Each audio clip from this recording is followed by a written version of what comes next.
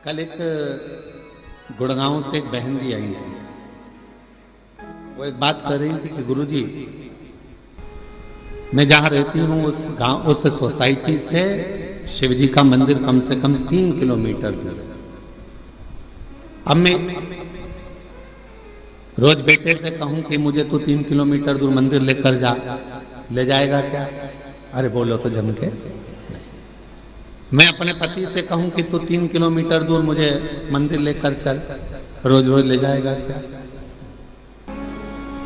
अभी हम आ रहे थे, इसके 1 घंटे पहले यहाँ पर हम जहाँ रहते हैं कक्ष में, उसके बाहर एक माताजी बात कर रही थी दूसरी माताजी से। कहे कि मैं तो मेरे पति को बोलकर साथ में लेकर आई हूं कि अपन केवल आधा घंटा की कथा सुनेंगे, उसके बाद आ जाएंगे।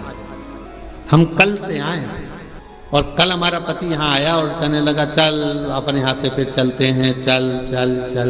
और उसने रात की जो आरती करी शाम की प्रदोष काल की, उसके बाद हमारा पति हमसे बोला अब तो पूरी 5 दिन की सुन के ही जाए।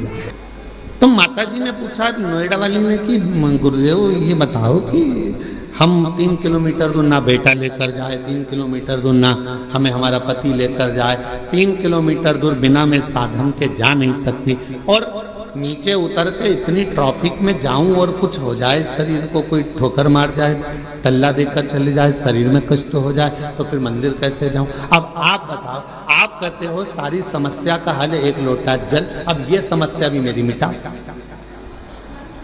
ये भी समस्या। अब तुम बताओ कि मैं जाऊं तो जाऊं कैसे?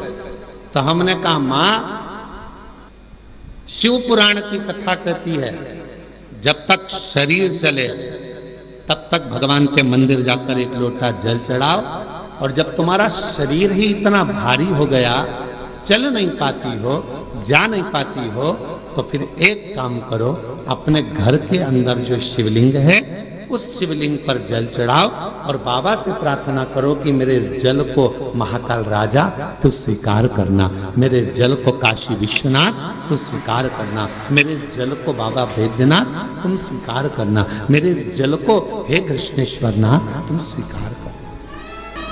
वो स्वीकार करे। बचपन में बच्चा सोया रहता है, माँ और बाप को उस बच्चे के पास आना पड़ता है।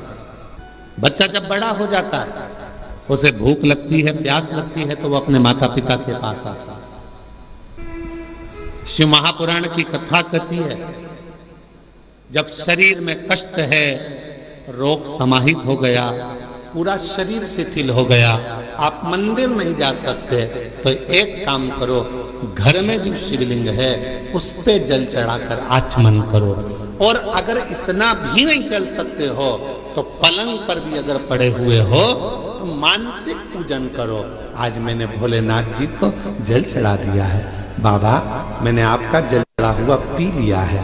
श्री शिवाय नमस्तुभ्यं, श्री शिवाय नमस्तुभ्यं, श्री शिवाय नमस्तुभ्यं, श्री शिवाय नमस्तुभ्यं। बाबा मैंने जल चढ़ा दिया, बाबा मैंने आचमन कर लिया, पलंग पर पड़े, शरीर नहीं चल पा रहा, आप अपने कमरे से निकल भी नहीं पा रहे हो, कहीं जा भी नहीं पा रहे हो, तो भी उस शिव को याद करो, उसका भजन करो, उसका स्मरण करो।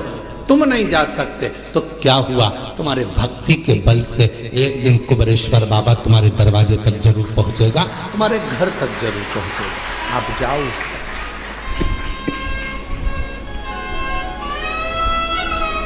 तेरे मंदिर में आना मेरा काम है और मेरी बिगड़ी बनाना तेरा काम। तेरी चौखट तक मैं आ ही गया, मुझे दर्श दिखाना तेरा काम।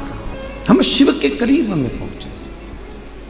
जरूरी नहीं कि आप मंदिर तक जाएंगे, जरूरी यह है कि आपका विश्वास, आपकी दृढ़ता, आपकी श्रद्धा, आपका भरोसा एक ना एक दिन मेरे कुबेरेश्वर बाबा को तुम्हारे घर तक लेकर जरूर आएगा, तुम्हारे दरवाजे तक जरूर आएगा।